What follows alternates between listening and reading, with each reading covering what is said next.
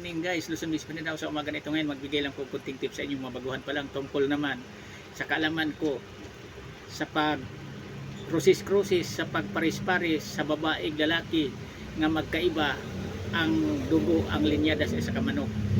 Kasi sa tinawag o nagbibreed tayo ng papalahi, tayo ang nakakaalam kung ano ang pinagparis natin na isa kalinyada sa isa ka manok na maganda ang kinalabasan sa kanilang anak, maganda ang mga performance.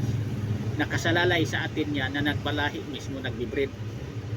Tayo ang gumagawa mismo niyan na mga manok na yan na maganda ang kinalabasan.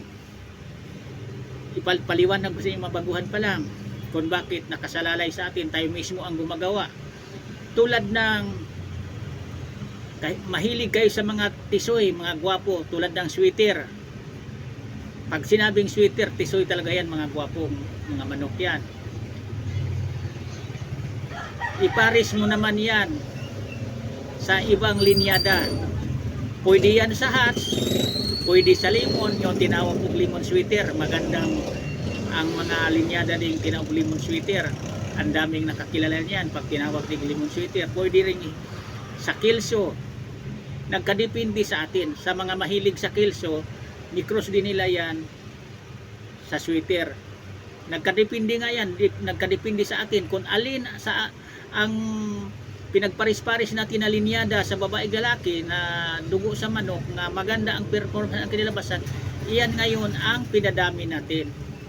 Kasi lugi tayo dito kapag tayo mismo ang gumagawa, nagpapalahi ng manok na gusto nating palabasin na mga maganda ang performance, tapos iyan pa rin pinagpatuloy din natin ang linyada na alam naman natin na ang una nating pagpapalahi sa kanila hindi maganda ang kinalabasan, ang resulta sa nagiging maanak.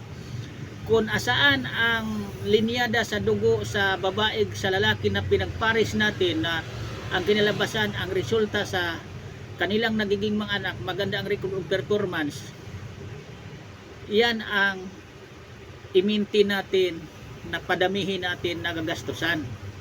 Parang sigurado tayo na kumikita tayo kung mag-out magbinta tayo kapag gagamitin natin yan na pang personal, pang laro. Lagi tayo lamang sa panalo kaysa talo. Yan ang totoo dito na napagdaanan ko sa pagpapalahig manok. Kasi sa katagal ko na nagpapalahig manok, pinag-aralan ko na ito kung alin talaga, asaan ko makukuha ang tamang timplada sa pagparis-paris ko sa lalaking babae. Kasi mayroon din talaga nga lalabas dyan na sa magkapatid na babae pala, ito ipapaliwanag ko sa inyo. Kahit ang kanilang ama at saka kanilang ina maganda ang pinagalingan sa mga performance noon, mayroon na anak talaga yan na hindi lahat na anak babae o parehas ang kinalabasan, ang resulta sa maging anak mga ayos, maganda ang performance. Mayroon talaga nga hindi maganda ang kinalabasan sa nagiging mga anak, ang mga record performance yan. Iyan ang alisin natin. Ang iwanan natin na iminti nating pagkuhaan nating mga lahi na padamihin nating gastusan natin yung kapatid na maganda ang kinalabasan sa kanyang mga anak.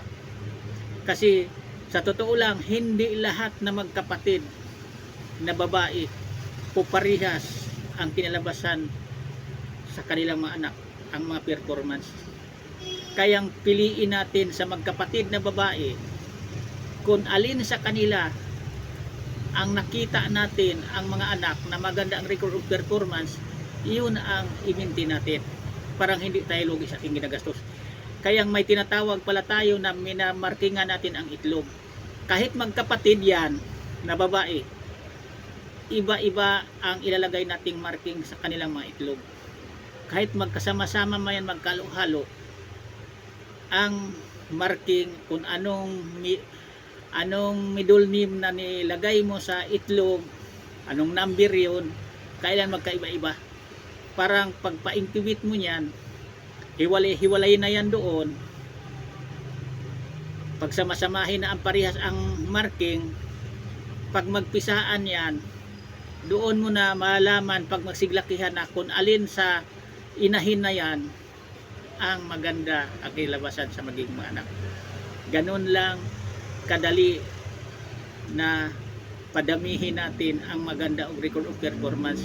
Hindi lahat na magkapatid na babae iyan ang gagamitin natin na padamihin natin. Doon lang tayo sa isa kakapatid na naglabas ng maganda og record sa performance ang kanilang mga anak. Parang hindi tayo lugi sa ating ginagastos.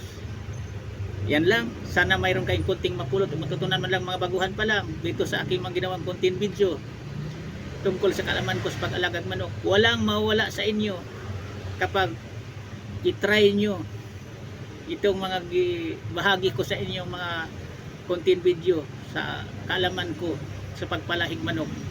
Kasi pinaka-importante dito sa pag-alagad manok na hindi tayo nalulugi sa ginagastosan nating minamanok. Parang tumagal tayo. Kasi ako mismo mayroon na akong pagpatunay, mayroon na akong prueba sa pagmamanok ko. Tumagal na ako sa industriya sa pagpalahi ng manok at saka sa pagsali, pag-entry sa pang-personal kong panglaro na manok. Hindi ako lagi sa talo. Lamang ako sa panalo kaysa talo. Yan lang. Thank you. Alis ko, boy.